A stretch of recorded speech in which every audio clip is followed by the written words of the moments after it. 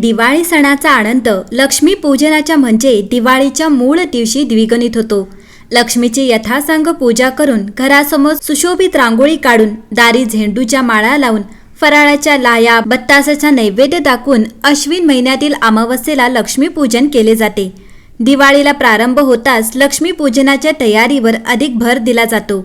अनेक ठिकाणी दिवाळीच्या खरेदीसह लक्ष्मी पूजनासाठी लागणारे साहित्यही घेतले जाते। अनेक घरांमध्ये लक्ष्मी पूजनाची तयारी पूर्णही झाली असेल, मात्र तरीही काही गोष्टी राहत नाहीत ना याची खात्री करून घ्यावी। यंदा शुक्रवार 1 नोव्हेंबर 2024 रोजी लक्ष्मी पूजन करावे असे सांगितले जात आहे। लक्ष्मी पूजनासाठी लागणारे आवश्यक पूजा साहित्य कोणते ते जाणून घेऊया। मंडळी, लक्ष्मी पूजनासाठी देवीची मूर्ती कशी असावी आणि कशी असू नये याबाबत काही मान्यता प्रचलित असल्याचे दिसून येते।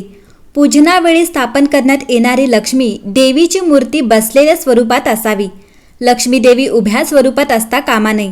तसेच लक्ष्मी देवीच्या हातातून धनवर्ष होत असलेल्या तसबिरीला प्राधान्य द्यावे। मात्र लक्ष्मी देवीच्या हातातून पडणारी सोन्याची नाणी एखाद्या पात्रात पडताना ही तसबीर असावी। लक्ष्मी देवीच्या हातातून पडणारी सोन्याची नाणी जमिनीवर पडतायत अशा स्वरूपात लक्ष्मी देवीची तसबीर नसावी। पूजनात लक्ष्मी देवीसह गणपती बाप्पा बसलेल्या तसबिरीला प्राधान्य द्यावे।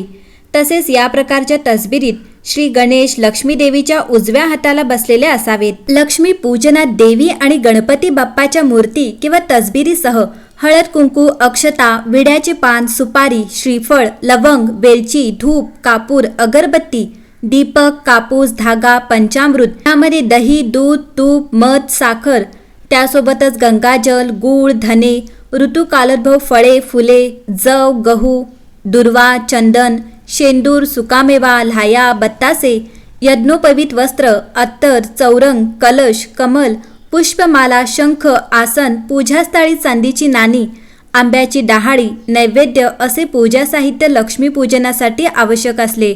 लक्ष्मी पूजनावेळी लक्ष्मी देवीच्या 2 मूर्त्या कधीही ठेवू नये। तसेच लक्ष्मी पूजनावेळी केवळ लक्ष्मी देवीची मूर्ती किंवा प्रतिमा स्थापन करू नये।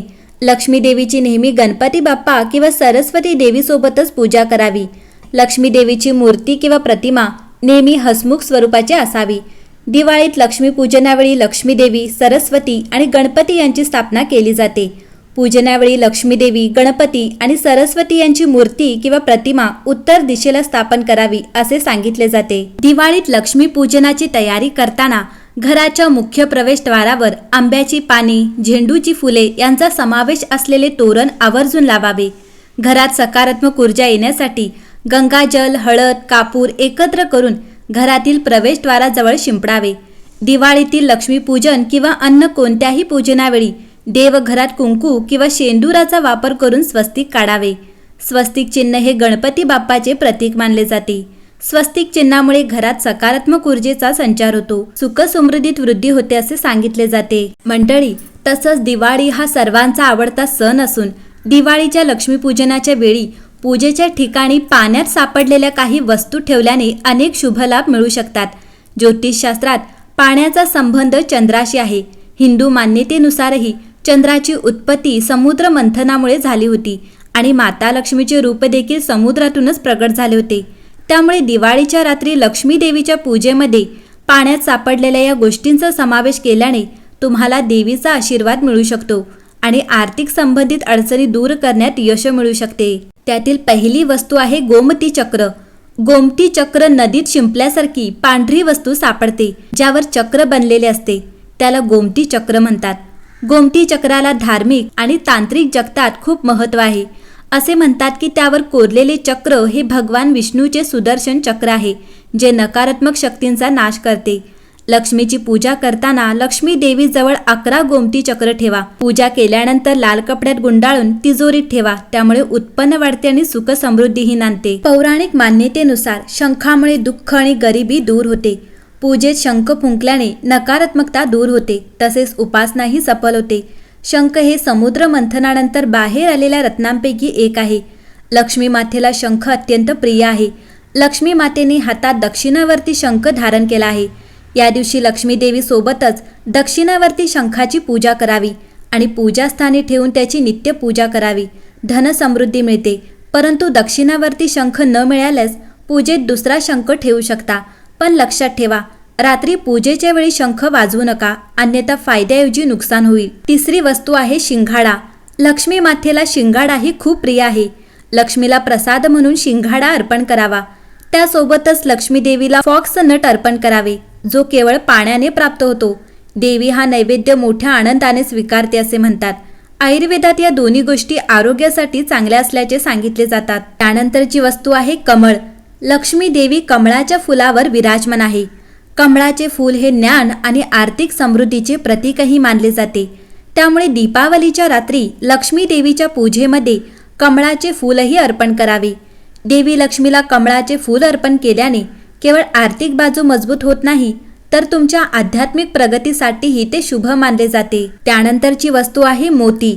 दीपावलीच्या दिवशी लक्ष्मी पूजनाच्या वेळी पूजेच्या ठिकाणी मोती ठेवला जातो आणि दुसऱ्या दिवशी घातला जातो, तर त्याचा खूप फायदा होतो. मोती धारण केल्याने तुम्हाला संपत्ती तर मिळतेच, शिवाय तुम्ही मानसिकदृष्ट्याही मजबूत होतात. जर तुम्हाला समुद्राचे पाणी मिळाले तर देवी लक्ष्मीच्या पूजेत त्याचा अवश्य समावेश करा, कारण देवी लक्ष्मीची उत्पत्ती समुद्रातून झाली आहे. यामुळे समुद्राला देवी लक्ष्मीचे जनक देखील मानले जाते. पूजेनंतर हे पाणी घरात शिंपडावे, यामुळे घरात सकारात्मक ऊर्जेचा प्रवाह वाढतो अशी मान्यता आहे.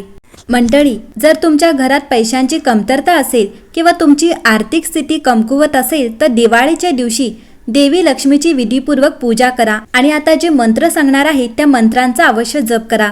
असे म्हटले जाते की दिवाळीच्या दिवशी देवी लक्ष्मीचा पृथ्वीवर वास असतो.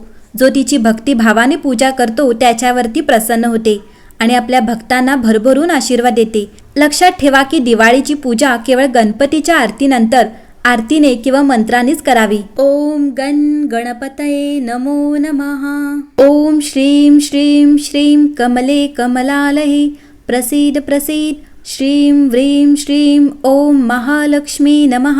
ओम ह्रीं श्रीं क्रीं श्री कुबेराय अष्टलक्ष्मी मम गृहे धनपुरे पुरे नमः.